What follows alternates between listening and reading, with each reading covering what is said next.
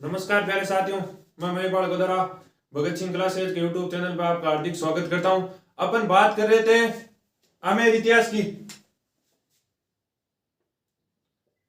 आमेर इतिहास की बात कर रहे थे तो आमेर इतिहास के पिछले वीडियो के अंदर अपन ने बात की थी ईश्वरी सिंह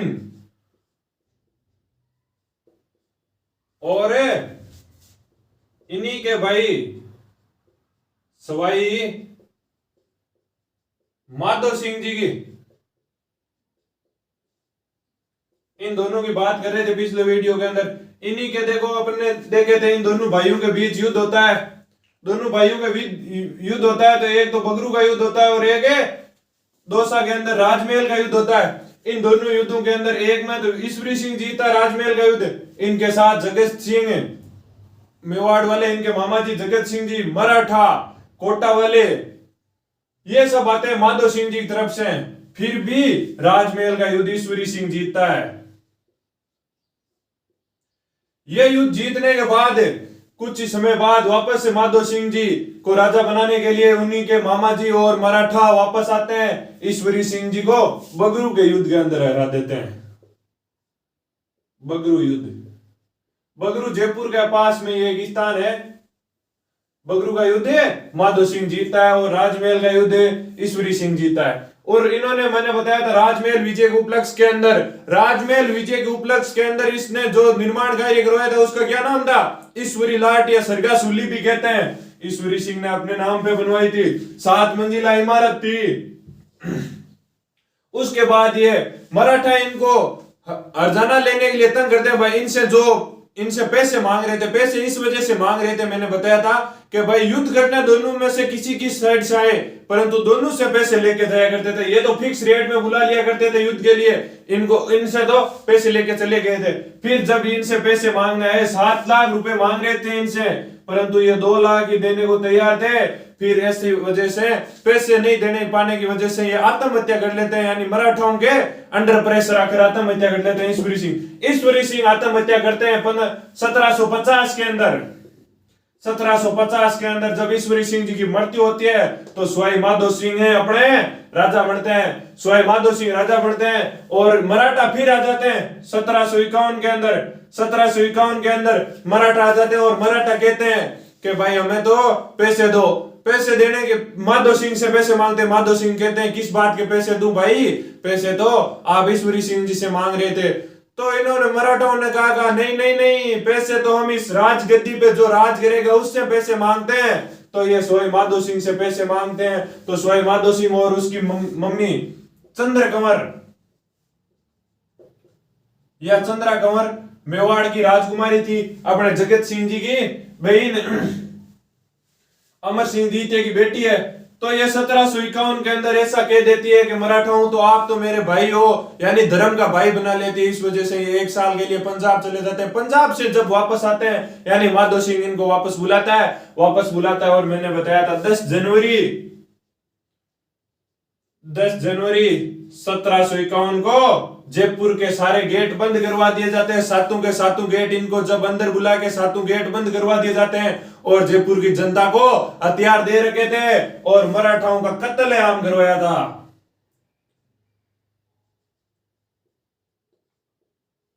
कि भाई मार दो इन सबको, जो जो भी आपको मराठा दिखे उन सबको मार दो। ये हुआ था अपने माधो सिंह। और माधो सिंह ने चाकसू के अंदर एक मंदिर का निर्माण करवाया था।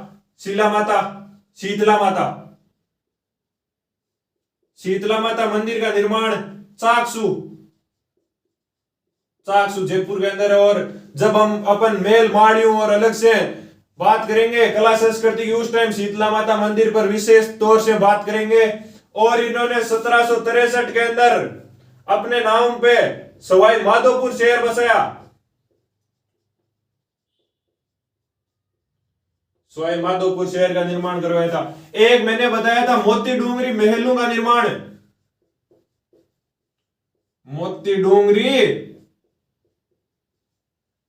डूंगरी महलों का निर्माण।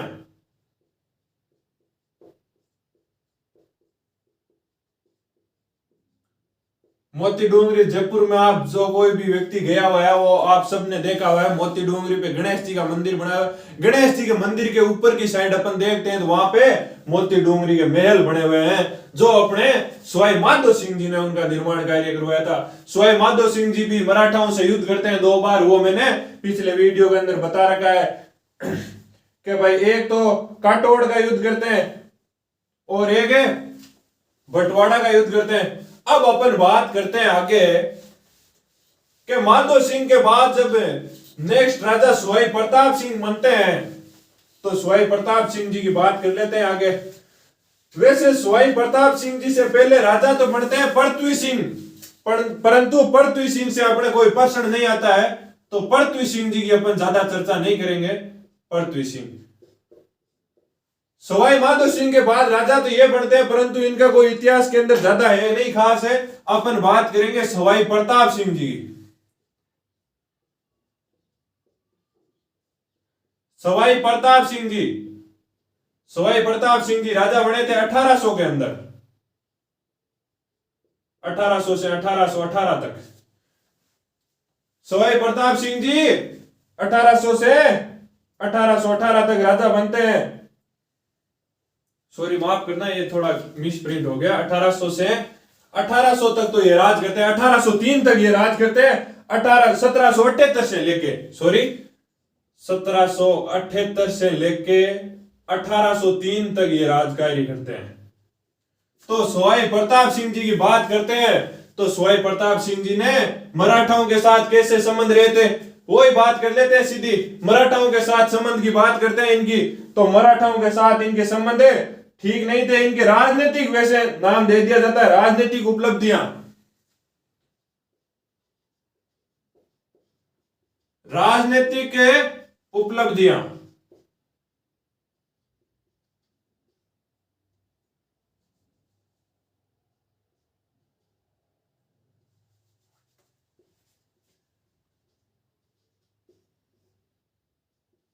राजनीतिक उपलब्धियों की बात करते हैं तो एक तो होता है इनके तुंगा का युद्ध। तुंगा युद्ध,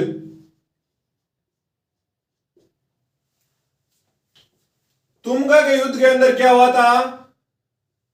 तुंगा का युद्ध हुआ था तो मराठाओं के साथ हुआ था भाई, मराठाओं के साथ तुंगा का युद्ध हुआ था 1787 के अंदर। 1787 के अंदर जब तुंगा का युद्ध हुआ था, तुंगा का युद्ध हुआ था मराठाओं के साथ। यहां पे लिख लो सवाई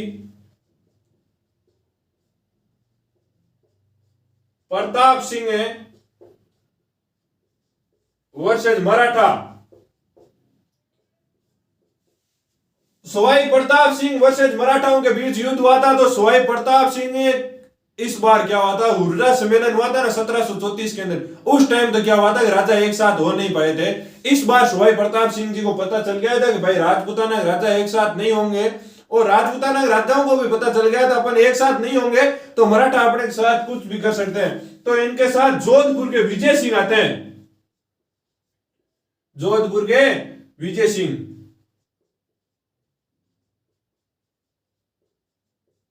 विजय सिंह आते हैं जोधपुर से, जोधपुर से विजय सिंह आते हैं और मराठाओं की तरफ से महादजी सिंधिया, महादजी सिंधिया आते हैं मराठाओं की तरफ से। बेहतरीन कमांडर हुए थे भाई मराठाओं में, आज से आज तक जो भी कमांडर रहे महादजी सिंधिया से बेहतरीन कोई कमांडर नहीं रहा है। इनके बराबर युद्ध शैली किसी को नहीं आती थी, इनके बराबर किसी के पास ताकत नहीं थी। इनके पास जितनी बुद्धि थी, युद्ध लड़ने की टेक्निक थी, उतनी मराठाओं के किसी भी सेनापति के पास नहीं हुई थी। तो महादजी सिंधिया आए हुए थे और सवाई प्रताप सिंह और विजय सिंह थे एक साइड। तो महादजी सिंधिया को इस युद्ध के अंदर हरा दिया जाता है कि भाई ये महादजी सिंधिया ऐसा आदमी था भारत के अंदर अटक से कटक तक, यानी उत्तर से दक्षिण तक और पूर्व से पश्चिम तक अकेला राज करना चाहते थे मराठा। तो ऐसा राजा था महादजी सिंधिया। महादजी सिंधिया इतने बेहतरीन कमांडर थे, परंतु अपने तुंगा के युद्ध के अंदर अपने ये आमेर वाले और जोधपुर वाले दोनों साथ होके जीत जाते हैं। उसके बाद ये मराठा कहां शांत बैठने वाले थे, 2 साल रुके, उसके बाद वापस अटैक कर दिया। इस बार पाटन नामक स्थान पे अटैक हुआ। ये तुंगा वैसे जयपुर के पास में ही है स्थान, और ये पाटन अजमेर के पास में है। पाटन का युद्ध, पाटन का युद्ध हुआ।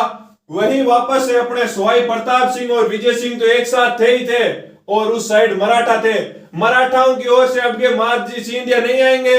महादजी सिंधिया शर्म के मारे इस बार महादजी सिंधिया स्वयं नहीं आते हैं, अपने एक फ्रांसीसी सेनापति होते हैं इनके, उनका नाम है डी बोई। फ्रांसीसी सेनापति को भेजते हैं। फ्रांसीसी सेनापति एक साइड तो हो गए सवाई प्रताप सिंह, सवाई प्रताप सिंह प्लस विजय सिंह जोधपुर वाले, विजय सिंह जोधपुर।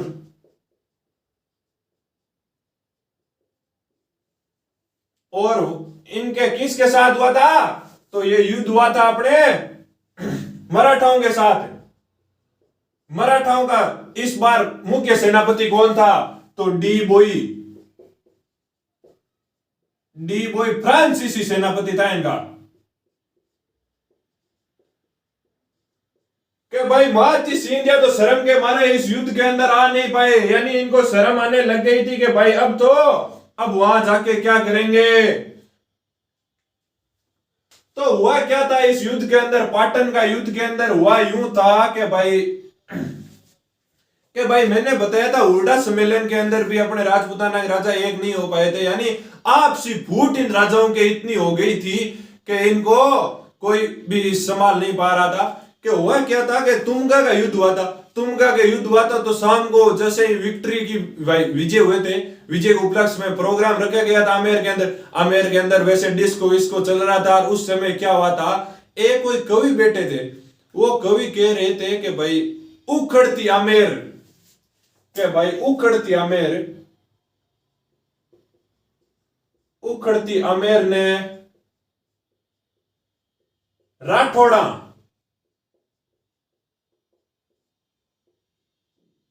खड़ी राखी।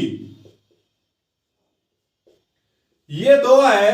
ये एक कवि उस टाइम, वैसे पार्टी वगैरह चल रही थी उस टाइम, एक कवि कह देते हैं उखड़ती आमेर ने राठौड़ा खड़ी राखी।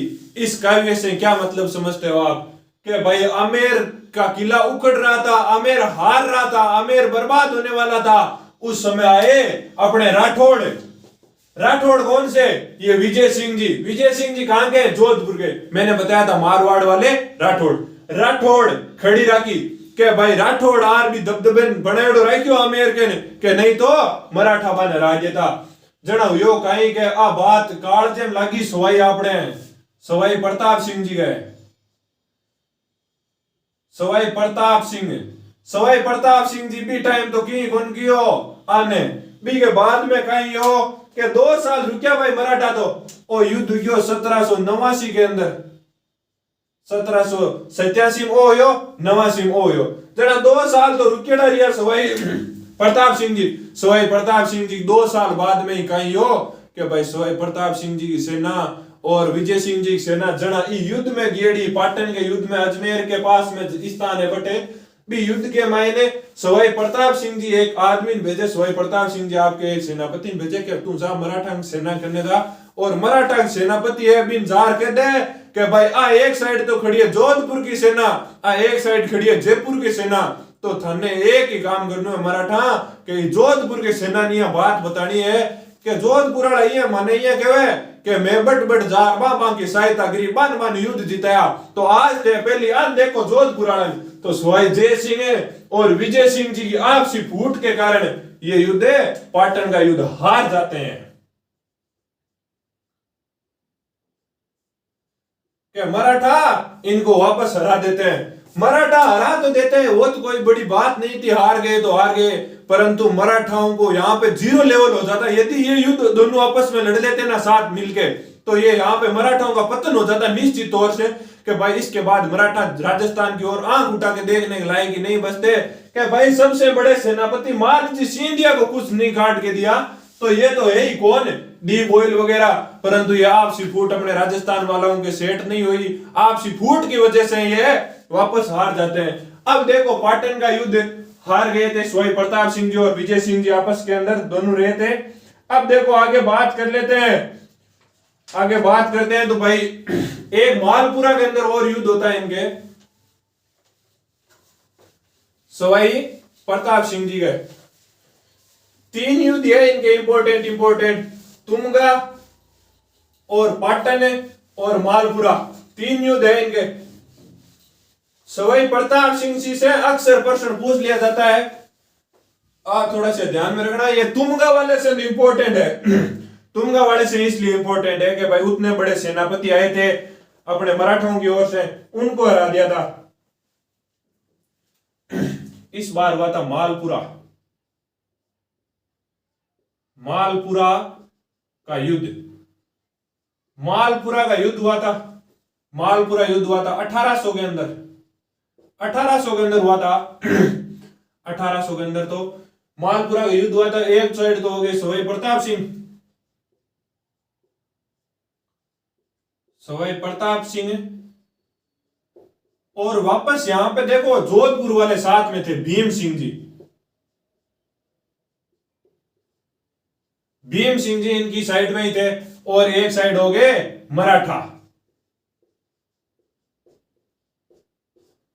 इस युद्ध के अंदर भी होता क्या है, मालपुरा का युद्ध होता है 1800 के अंदर, 1800 के अंदर मालपुरा का युद्ध है, मराठे वापस जीत जाते हैं। ये मालपुरा मैंने बताया था कल, मालपुरा के अंदर वो रहने लगे थे, अपने मेवाड़ का क्षेत्र था। माधो सिंह जी मालपुरा के आसपास ही रहा करते थे। तो ये टोंक के अंदर आता है वैसे, ठीक है।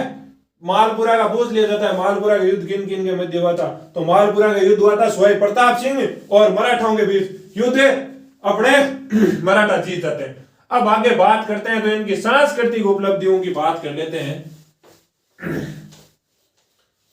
सांस्कृतिक उपलब्धियों की बात करते हैं, सांस्कृतिक उपलब्धियों की। तो आप सबने जयपुर गए हुए हैं जो भी व्यक्ति, उन सब ने एक देखा होगा हवा महल, देखा होगा सबने हवा महल।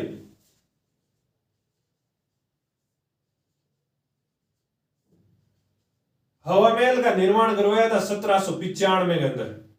हवा महल का निर्माण इसलिए करवाया था वैसे तो कि भाई जयपुर की तीज, आप सबको मैंने बताया था जयपुर की तीज दिखा दो पिया मारे बालमा, ऐसा गीत चलता है। तो भाई अपने राजपूताना या राजस्थान की सभी महिलाओं की यही इच्छा हुआ करती कि भाई हम जयपुर की तीज देखें। जयपुर की तीज आज भी बहुत बड़ी फेमस तीज मानी जाती है, वहां पे इतना बड़ा मेला लगता है जो भी है वो। देखो उस टाइम भी क्या बात करता था, जयपुर में बढ़िया तीज निकाली जाती थी, तीज की सवारी निकाली जाती थी। तो तीज की सवारी निकाली जाती थी तो सवाई प्रताप सिंह जी की रानियां इनको कहती है कि हम आपकी रानियां, इसका हमें क्या फायदा, कि भाई हम अपने पीर में यही सोचती थी कि भाई अपन जयपुर शादी करेंगे और वहां पे वो तीज देखेंगे। परंतु हमने तो यहाँ पे शादी कर ली, परंतु आज भी हम जयपुर की तीज नहीं देख पाते हैं, तो हमारा जयपुर शादी करने का क्या फायदा हुआ। तो सवाई प्रताप सिंह जी कहते हैं छोटी सी बात कर दी आपने, तो अभी देखो आपके लिए व्यवस्था करते हैं। तो 1795 के अंदर हवा महल का निर्माण करते हैं। हवा महल 5 मंजिला बिल्डिंग है, 5 मंजिला बिल्डिंग है। तो पांचों के नाम भी आपने ध्यान रखना चाहिए। शरद मंदिर, शरद मंदिर, वैसे बिल्डिंग को मंदिर कहा, यानी प्रथम माला है जो, यानी पहला फ्लोर है उसको तो मंदिर, यानी सबको मंदिर कहते हैं। पहले फ्लोर का नाम है शरद मंदिर, दूसरे का है रतन मंदिर। आप कहीं जिसने भी देखा है और जिसने भी नहीं देखा है, हवा महल के पास जाना, वहां पे जो लगा हुआ था ना प्रशस्ति, उस प्रशस्ति के अंदर भी देख लेना, इंग्लिश के अंदर वो प्रशस्ति लगी हुई है, उसके अंदर मंदिर भी नाम लिखा है, ऐसे नहीं लिखा हुआ है महल, ये मंदिर नाम लिखा हुआ है। और मंदिर भी वही है, टेम्पल से मंदिर नहीं है।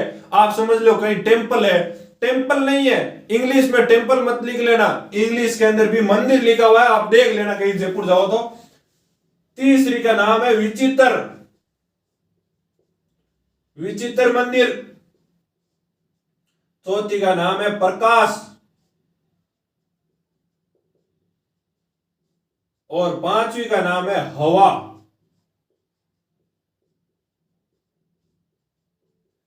वैसे हवा महल नाम पड़ने के पीछे यही रीजन है, इसकी ऊपर की जो पांचवा मंजिल था उसका नाम हवा महल था। उसके अंदर 953 झरोखे थे, 953 झरोखे। प्रश्न पूछा हुआ है एक बार, हवा महल के अंदर कितने झरोखे हैं? तो 953 झरोखे हैं। प्रश्न याद में रखना है 953 वाला। हवा मंजिल कितना मंजिला है भाई? 5 मंजिला है। पांचों के नाम बता दिए। और देखो तीज की सवारी देखने के लिए बनाया हुआ है, यह आप सबको मैंने बता दिया। और इसकी आकृति है ना, वो भगवान श्री कृष्ण के मुकुट के समान है, मुकुट के समान। भगवान श्री कृष्ण के भाई मैंने बताया था ये राजवंश कच्छावा राजवंश है। ये भगवान श्री राम के वंशज कुछ के वंशज माने जाते हैं, परंतु ये अपने भगवान श्री कृष्ण को भी बहुत ज्यादा मानते थे। तो आप कभी देखना, अपने जैसे देखते हैं तो कहीं बाहर से देखते हैं तो वो पीछे की साइड दिखाई देती है, अंदर की साइड से देखने यानी सामने की साइड से देखने के लिए इसको अंदर जाना पड़ेगा और जाके देखना। बाहर की साइड से देखते हैं तो अपन देखना कभी रोड पे ऊपर से जा रहे होते हैं, जयपुर के माइन जाते हैं तो वहां पे देखना कि वहां ये भगवान श्री कृष्ण के मुकुट के समान लगेगा। आप थोड़ा सा दूर से देखोगे तो इसको 5 मंजिला है। ये झरोके हैं कि अपने जैसे देखते हैं कोई ब्याह शादी होती है गांव के अंदर तो महिलाएं छत पे चढ़ के वो अपना फोक्स लगाती है ना, ऐसे कैमरा लगाती है दूरबीन, वैसे इसके अंदर ये झरोके हुए थे। भाई झरोके हुए थे, इतने बड़े बड़े होते होंगे झरोके होते थे। एक तो होती है अपने बारी यानी खिड़की जिसे बोलते हैं वो अलग होती है, झरोके अलग हो गए थे। झरोके इतने से गोल होते हैं, उसमें से महिलाएं ऐसे वो अपने लगाते हैं ना फोक्स, दूरबीन लगाती थी गांव के अंदर महिलाएं, अभी भी लगाती है। उस प्रकार से इसके अंदर झरोकों के अंदर से रानियां और दासियां आसानी से तीज की सवारी देख सकती थी। ये तो हो गए हवा महल के बारे में बात। हवा महल के बाद बात करते हैं इनके आगे। तो हवा महल का एक मैं बताना भूल गया, हवा महल का एक याद रखना, हवा महल का वास्तुकार कौन है? वास्तुकार से अक्सर प्रश्न पूछा जाता है और वो है लालचंद।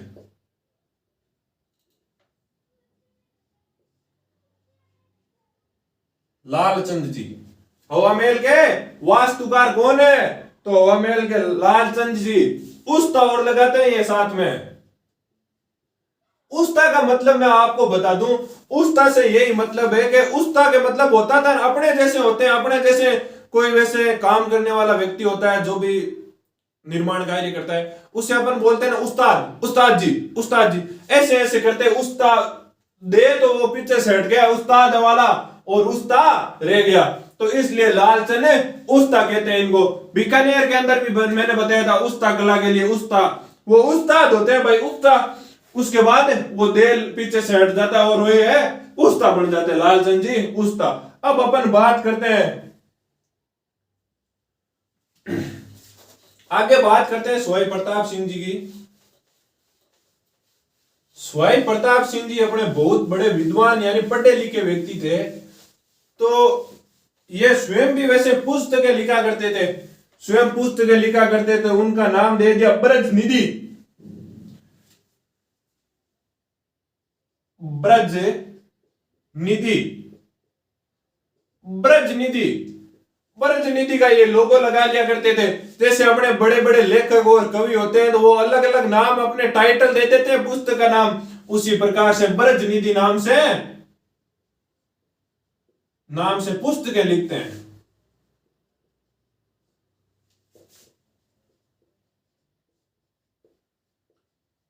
ये तो हो गई सवाई प्रताप सिंह जी ब्रज निधि नाम से पुस्तकें लिखते हैं। अब आगे बात करते हैं तो भाई इनके काव्य गुरु और इनके संगीत गुरु की बात कर लेते हैं। तो इनके काव्य गुरु थे गणपति भारती। भाई सवाई प्रताप सिंह जी के काव्य गुरु, काव्य गुरु गणपति भारती।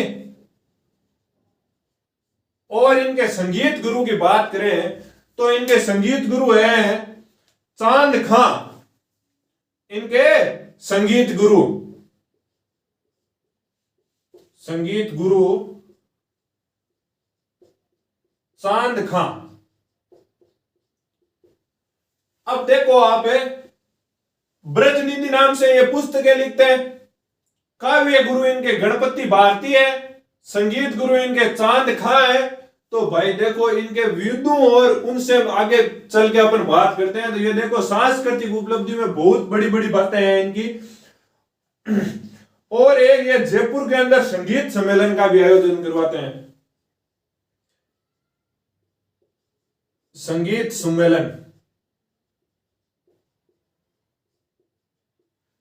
सम्मेलन का आयोजन इसलिए करवाते हैं कि भाई जो भी अपने वास्तुकार, जो भी अपने दरबार के अंदर विद्वान है, उन सबको एक साथ बुलाया जाएगा और नृत्य वगैरह का प्रोग्राम अलग से किया जाएगा। इसलिए संगीत सम्मेलन का आयोजन करते हैं। उसके बाद जब आगे चलते हैं और बात करते हैं, तो बात करते हैं अपन जयपुर के अंदर तमाशा नाटक की। नाटक का नाम क्या है? तमाशा लोक नाटक। तमाशा लोक नाटक वैसे महाराष्ट्र का है प्रमुख,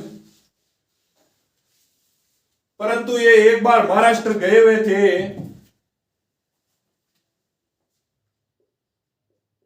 तमाशा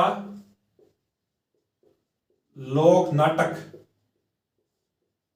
तमाशा लोक नाटक की अपन बात कर रहे थे। मैंने बताया था ये एक बार महाराष्ट्र गए हुए थे। वहां पे ये क्या हुआ था, महाराष्ट्र के अंदर एक नाटक चल रहा था, उसका नाम था तमाशा लोक नाटक है।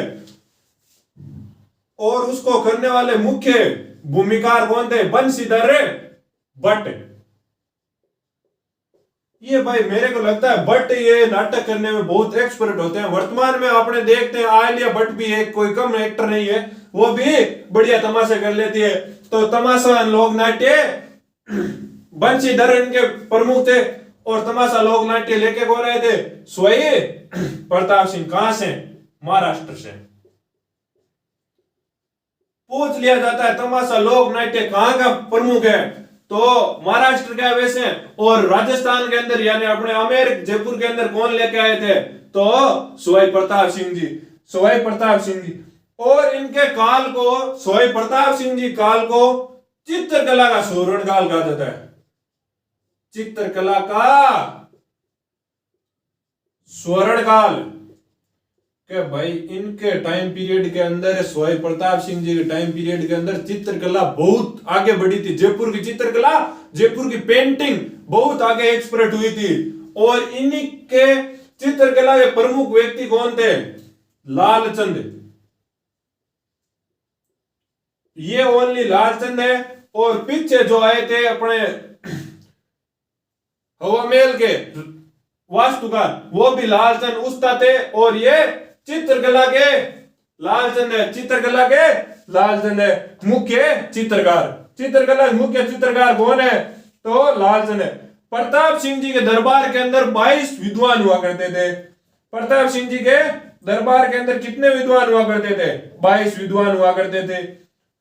उनको देखकर, जैसे प्रताप सिंह जी थे, इनके दरबार के अंदर कुल मिलाकर 22 विद्वान हुआ करते थे। इंपोर्टेंट 22 विद्वान।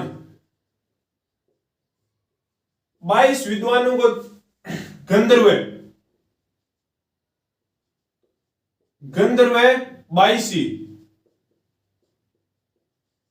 या इसे प्रताप 22 भी कहते हैं।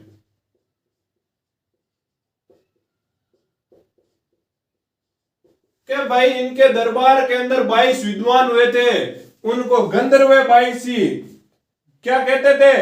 गंधर्व 22 या उन्हें प्रताप 22 कहते थे। गंधर्व 22 और या प्रताप 22। और इनके जैसे 22 विद्वान थे, उनको पढ़ने निकलने के लिए एक अलग से भवन बनवा के दिया था, गुणिज खाना। जैसे इनको, जैसे कि भाई आप यहां तो देखो दरबार के अंदर तो पढ़ नहीं पाओगे, आप एक काम करो, दरबार से बाहर एक आपके लिए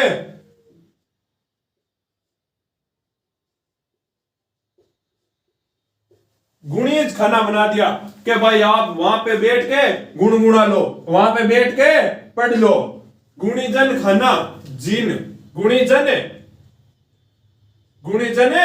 गुणीजन खाना है, वैसे गुणीज खाना नहीं, सॉरी वो माफ करना, गुणीजन खाना उनके अलग से बना दिया कि भाई आप वहां पे बैठे, लाइब्रेरी रूप में है, वैसे लाइब्रेरी की तरह एक उनके 22 विद्वानों के लिए अलग से बनवा दिया कि आप वहां पे बैठो और वहां पे अपना स्टडी करो और अपने बुकों का निर्माण करो। ये तो है सवाई प्रताप सिंह जी। सवाई प्रताप सिंह जी की बात यहीं पे अपने समाप्त होती है। सवाई प्रताप सिंह जी के बाद राजा बनते हैं जगत सिंह जी। जगत सिंह जी राजा बनते हैं सवाई प्रताप सिंह जी के बाद जगत सिंह द्वितीय। इनके टाइम पीरियड में एक इंपॉर्टेंट घटना है, उसकी अपन बात कर लेते हैं।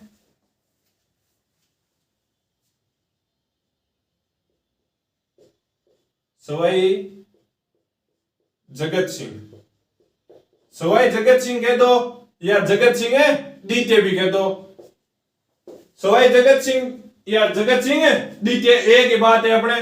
तो इनकी बात करते हैं, इनके टाइम पीरियड में एक घटना हुई थी, कृष्णा कुमारी विवाह विवाद। कृष्णा कुमारी विवाद, विवाह विवाद।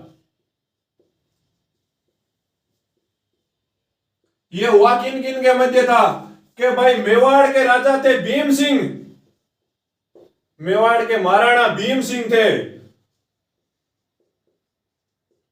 और उसी टाइम मारवाड़ के राजा भी भीम सिंह थे।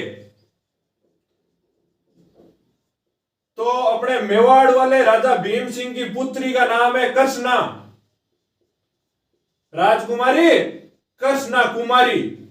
तो भाई कृष्णा कुमारी की सगाई करते हैं भीम सिंह जी मारवाड़ वालों के साथ।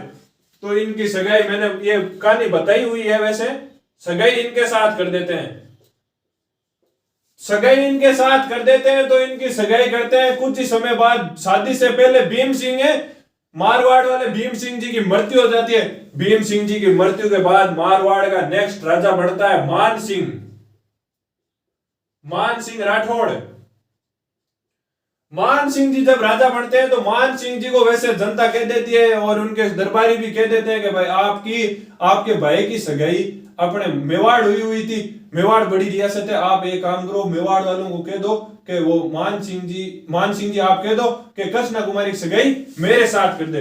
ये सगाई ऐसे करवाना चाहते थे, परंतु कृष्णा कुमारी की सगाई उससे पहले अपने जगत सिंह द्वितीय के साथ हो चुकी थी, जगत सिंह द्वितीय के साथ हो चुकी थी।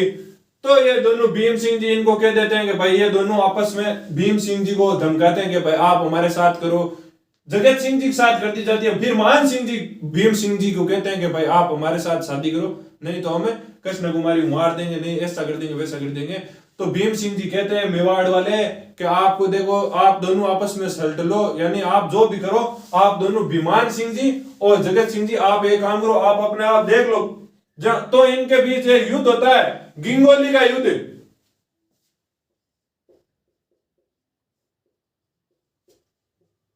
गिंगोली का युद्ध होता है, गिंगोली का युद्ध है पर्वतसर नागौर के पास एक जगह है, गिंगोली स्थान है, वहां पे गिंगोली का युद्ध होता है। गिंगोली के युद्ध के अंदर है अपने कृष्णा कुमारी के विवाद को लेकर हुआ था। 1807 की यह घटना है, गिंगोली का युद्ध हुआ था 1807 के अंदर ये घटना हुई थी। उसके बाद जैसे युद्ध का वैसे कोई निर्णय नहीं निकला था, उसके बाद ये दोनों आपस में राजीपा कर लेते हैं, ठीक है। अब आगे बात करते हैं तो जगत सिंह जी की एक प्रेमिका थी, उन प्रेमिका की थोड़ी बात कर लेते हैं, उनसे भी एक प्रश्न बनता है। तो इनकी प्रेमिका का क्या नाम था? इनकी प्रेमिका का नाम था रस कपूर। सवाई जगत सिंह की प्रेमिका रस कपूर। कभी कपूर आता है कभी भट्ट आता है, वैसे ये तो भाई चमत्कारी व्यक्ति होंगे। रस कपूर क्या थी? एक नृत्यांगना थी, नृत्य दिखाती थी, ये नृत्य करती थी। तो इनका नृत्य वैसे जयपुर का नृत्य फेमस था रस कपूर का। तो एक बार क्या हुआ था, यहाँ सेठ लोग जाते थे इनका नृत्य देखने, बड़े बड़े व्यक्ति जो पैसे वाले धनवान व्यक्ति थे सेठ भाणिये वैसे लोग जाया करते थे। एक बार राजा जी के भी जज गई कि भाई अपन भी आज नृत्य देखने के चलते हैं। तो ये सवाई जगत सिंह दिखते हैं, वो राजा अपने इस रस कपूर का नृत्य देखने जाते हैं। तो नृत्य देखने जाते हैं तो इनको नृत्य तो पसंद आ जाता है, नृत्य के साथ साथ रस कपूर भी पसंद आ जाती है। तो रस कपूर को कहते हैं आप बोरिया बिस्तर बांधो और अपने महल के अंदर चलो। तो ये अपने जयपुर महल के अंदर लेके आ गए थे जगत सिंह दिखते रस कपूर को यहाँ पे लेके आए। तो इनको लेके आए तो साथ में इनको लेके आ गए। तो ये थोड़े दिनों बाद ऐसे कहने लगी आप क्या है मेरे को अपने महल से अलग रखते हो, दूसरे महल में रखते हो। फिर धीरे धीरे अपने महल में रखने लगे जगत सिंह जी इनको। फिर क्या हुआ, धीरे धीरे जब इनको साथ में रहने लगे, ये दोनों साथ में रहने लगे, तो धीरे धीरे ये कहने लगे कि दरबार के अंदर आप अकेले जाते हो, मेरे को साथ के अंदर क्यों नहीं लेके जाते हो, मैं तो आपकी रानी जैसी हूं, आप मेरे को साथ लेके जाया करो। फिर ये दरबार के अंदर जाने लगे रस कपूर। फिर दरबार के अंदर जाती, दरबार के अंदर जो भी राजा दरबार के अंदर आते, वो राजा जो भी सामंत वगैरह आते, वो सब अपने स्वयं जगत सिंह दिखते से सलामी करते, राम रामी करते, जो भी है उनके नमस्कार वगैरह करते दरबार के अंदर आते उस टाइम। परंतु इस रानी यानी रस कपूर से कोई राम रामी नहीं करता था, कोई नमस्कार नहीं करता था। तो रस कपूर ने एक दिन कहा कि भाई जगत सिंह जी, मैं आपके दरबार के अंदर जाती हूँ, आप राजा हो, मैं आपकी रानी जैसी हूं, परंतु आप मेरे से आपसे सब राम रामी करते हैं, मेरे से कोई राम रामी नहीं करता है। तो ये स्वयं जगत सिंह जी कहते हैं। तो इस वजह से स्वयं जगत सिंह जी अपने जो भी सामंत जो भी दरबार के अंदर आते हैं उनसे कह दिया था, एक बार ऐलान करवा दिया कि भाई रस कपूर से भी आप राम रामी किया करो। फिर हुआ क्या था कि लोगों के अंदर मन में यह हो गया कि भाई एक नृत्य करने वाली वुमेन के सामने हम ऐसा थोड़ी करेंगे, भाई इनकी वैल्यू देखो, ये राजा को अपने छल कपट के अंदर कितना ले रही है। तो इसलिए अपन वर्तमान में देख लो, कलयुग के अंदर अपन कहते हैं प्रेम अंधा होता है, तो भाई बिल्कुल प्रेम अंधा ही होता है। इनको देख लो, रस कपूर फिर भी इनकी शादियां हो रखी थी, परंतु इनसे प्रेम करते थे, इसको इतनी इज्जत देते थे। तो हुआ क्या था, ये जब गिंगोली के युद्ध पे गए थे, जगत सिंह दिखते गिंगोली के युद्ध पे गए थे, तो रस कपूर को यहां से निकाल के नाहरगढ़ दुर्ग के अंदर कैद कर दिया, यानी बंदी बना लिया इनको कि भाई आप इतना इंटरफेयर कर रही हो, आपको यहाँ पे बंदी बना लिया नाहरगढ़ के अंदर बंदी बना लिया। तो फिर वापस युद्ध से आए जगत सिंह दित्य। तो जगत सिंह दित्य ने कहा कि भाई मेरी रस कहां पे। तो रस को उन लोगों ने सामंतों ने कहा दिया ज्यादा रस करना रहने दो, रस को तो हमने बंदी बना लिया भाई, नाहरगढ़ दुर्ग के अंदर बंद है। तो फिर होता है क्या, 1818 के अंदर इनकी मृत्यु होती है। तो मृत्यु होती है, कहा ऐसा जाता है कि नाहरगढ़ किले के बाहर वो कूद के आ गई दीवार तांग के, और इनके साथ 1818 के अंदर जगत सिंह दित्य के साथ सती होती है रस कपूर है सती होती है। और एक इनसे इंपॉर्टेंट पर्सन है, वो तो आप सबको पता है, 1818 के अंदर संपूर्ण राजस्थान अंग्रेजों से संधि कर रहा था। तो 1818 के अंदर अंग्रेजों से संधि 1818 के अंदर संधि कर रहे थे, और संधि की ओर एक साइड तो अपने स्वयं जगत सिंह दित्य थे, और एक साइड अंग्रेजों की ओर से मेटकोप थे। ये दोनों आपस के अंदर अंग्रेजों से संधि हो जाती है। 1818 के अंदर अंग्रेजों से संधि, और 1818 के अंदर ही अपने स्वयं जगत सिंह दित्य की मृत्यु हो जाती है, और इनकी प्रेमिका को नाहरगढ़ के अंदर बंद कर दिया जाता है। ये तो थे अपने जगत सिंह दित्य जी। अब अपन आगे बात करेंगे अगले वीडियो के अंदर।